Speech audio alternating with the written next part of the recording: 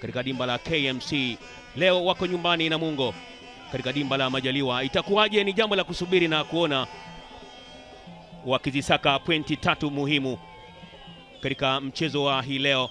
Tayari miamba hii wakienda kusalimiana kwa uzuri kabisa ili kwenda 45 za kipindi cha kwanza ndio hizo zimekwisha anza. Namungo dhidi ya Pamba Jiji, ligi kuu ya kandanda Tanzania bara NBC 2024-25. Karibu sana katika dimba la Majaliwa Stadium. Shaban Juma piga mpira mrefu huku sasa, anakwenda kuwahi Ibrahim Ali. Ibrahim Ali, Hamisi Swale ingiza Majalo ndani kule, akitafuta Kabunda.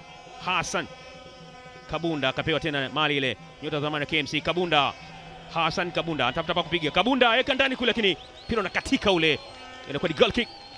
Tinga heyo anapokunywa sana nafasi kwa Namungo, tanguliziwa kule, nafasi ndio weka ndani kule,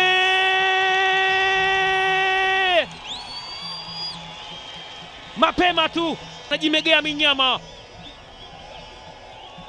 wanajimegea minyama. Ibrahim Ali